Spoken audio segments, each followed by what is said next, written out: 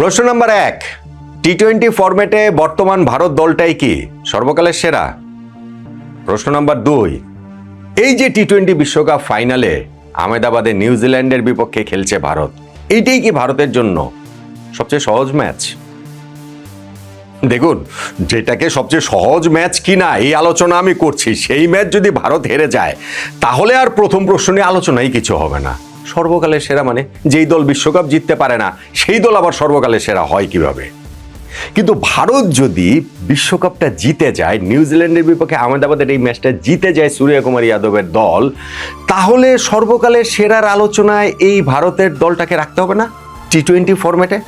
আমরা অনেক সময় বর্তমানে চোখের সামনে চলমান ঘটমান যে বর্তমান, সেইটাকে খুব একটা গুরুত্ব দেই না, একটু নস্টালজিয়ায় আক্রান্ত থাকি, একটু অতীতের স্মৃতি রোমন্থন করি, আগেরটাই ভালো ছিল, আগেই ভালো ছিল এরকম মনে হয় ওই জায়গাটা থেকে, মানে ওই মনস্তাত্ত্বিক জায়গাটা থেকে।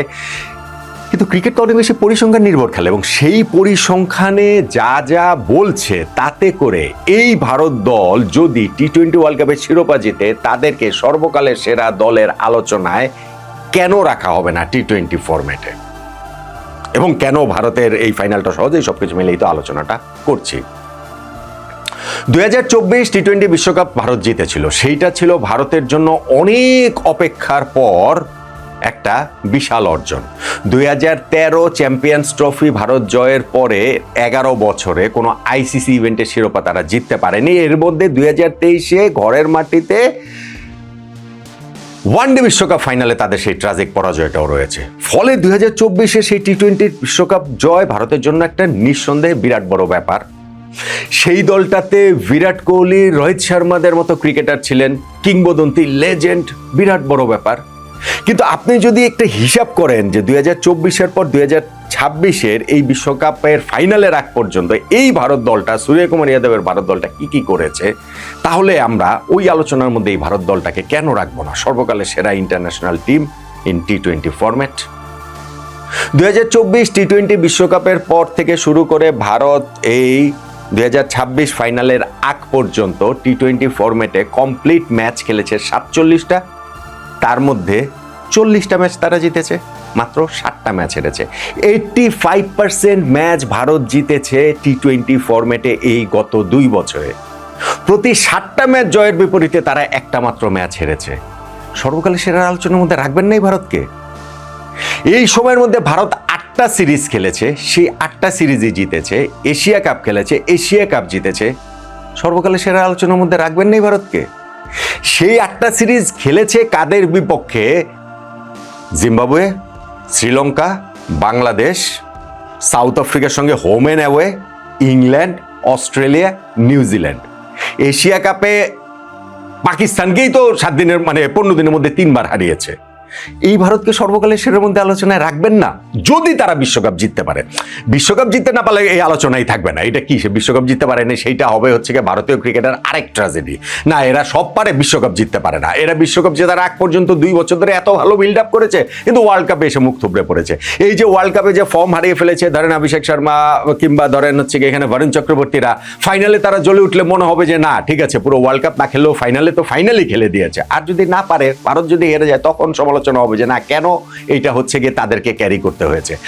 শেষ পর্যন্ত গিয়ে ইতিহাসটা বিজয়ীরাই লেখে, এবং ভারত যদি বিজয়ী হয় এই টি-20 ওয়ার্ল্ড কাপের শিরোপাটা যদি জেতে, তাহলে আমার কাছে মনে হয় যে স্ট্যাট, যে পরিসংখ্যান গত 2 বছর ধরে যারা এই ক্রিকেটটাকে যেই পর্যায়ে নিয়ে গেছে, আমি জানি না সামনে টি-20 ফরম্যাট হয়তো আরও অনেক বেশি বিকশিত হবে, আরও অনেক অন্য লেভেলে চলে যাবে, কিন্তু এই দলটা যেই লেভেলটাতে নিয়ে গিয়েছে তাতে আমার কাছে মনে হয় যে এইবারের এই টি-20 ওয়ার্ল্ড কাপের শিরোপা জয়টা তারা ডিজার্ভ করে, এবং যদি তারা জিতে তাহলে সর্বকালের সেরা টি-20 দলের আলোচনাতে তাদেরকে রাখতে হবে।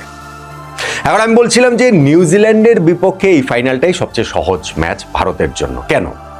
ফাইনাল আবার সহজ হয় নাকি? ফাইনাল তো একটা ম্যাচ, যদি হেরে যায় তাহলেই সব শেষ। 2023 ওয়ানডে ওয়ার্ল্ড কাপের ফাইনাল কথা বললাম, সেই বিশ্বকাপে তো ভারত আরও অনেক বেশি ডোমিনেট করে খেলেছে, এই টি-20 ওয়ার্ল্ড কাপে যতটা ডোমিনেট করে খেলছে তার চেয়ে বেশি।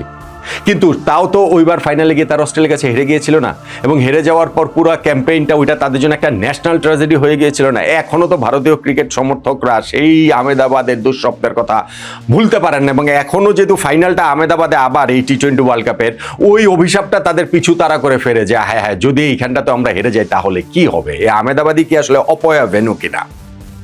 তো হতে পারে নিউজিল্যান্ডও ভারতকে হারাতে পারে, এই ফাইনালেও হারাতে পারে, ক্রিকেট খেলা এটা হওয়া খুবই সম্ভব। তারপরে আমি কেন বলছি এইটা সহজ, কয়েকটা কারণ রয়েছে। কারণের মধ্যে একটা হচ্ছে কি যে নিউজিল্যান্ড ফাইনাল জিততে পারে না। নিউজিল্যান্ড চিরকাল সেমিফাইনালের দল, কিন্তু গত 10 বছরে তারা কিন্তু আসলে ফাইনালের দলও হয়ে উঠেছে। হোয়াইট বল ক্রিকেটে গত 10 বছরে নিউজিল্যান্ড 4টা ফাইনাল খেলেছে। 2015 ওয়ানডে বিশ্বকাপ ফাইনাল, 2019 ওয়ানডে বিশ্বকাপ ফাইনাল, 2021 টি-20 বিশ্বকাপ ফাইনাল, 2025 চ্যাম্পিয়ন্স ট্রফি ফাইনাল, এবং 4টা ফাইনালে নিউজিল্যান্ড হেরেছে। আমি একটা ভিডিওতে বলেছিলাম 3টা ফাইনাল, এই 2021 টি-20 ওয়ার্ল্ড কাপেরটা বলতে ভুলে গিয়েছিলাম, পরের আলোচনাতে সেটা আরো মনে করে বলবো, বেশি সতর্ক ছিলাম বলে ওইটাতে আরো বেশি করে ভুলে গিয়েছি। কিন্তু এখন আমি ওইটা বলছি যে ওই যে 4টা ফাইনালে গত 10-11 বছরে নিউজিল্যান্ড হোয়াইট বল ক্রিকেটে খেলছে, হ্যাঁ তারা টেস্ট চ্যাম্পিয়নশিপ জিতেছে, ওয়ার্ল্ড টেস্ট চ্যাম্পিয়নশিপ, কিন্তু এইখানটাতে তো তারা পারেনি। ফলে ভারতের এটা একটা অ্যাডভান্টেজ ভারতের, যে এই বিশ্বকাপ শুরু হওয়ার আগের লাস্ট প্রস্তুতিতে ঘরের মাটিতে ভারত নিউজিল্যান্ডের বিপক্ষে 5 ম্যাচে যে টি-20 সিরিজ খেলেছে সেখানে ভারত 4-1 ব্যবধানে জিতেছে, এটা তাদের আরেকটা অ্যাডভান্টেজ। এবং আমি যেটা কারণে আরো বেশি করে বলছি ভারতের জন্য ফাইনালটা বেশি সহজ, সেটা কেন জানেন ভাই? ভারত ফাইনাল ম্যাচ খেলবে, প্রতিপক্ষ যেই হোক না কেন তার উপরে মানে ভারতের উপরে প্রেশার থাকবে, প্রত্যাশার চাপ থাকবে, 2023 ওয়ানডে ওয়ার্ল্ড কাপ ফাইনালটা ঘুরে ফিরে আসবে, এই সব ছবিগুলো তো ভারত আগে থেকেই দেখতে পেয়েছে, এবং এগুলো হওয়ারই কথা, এগুলাই হচ্ছে।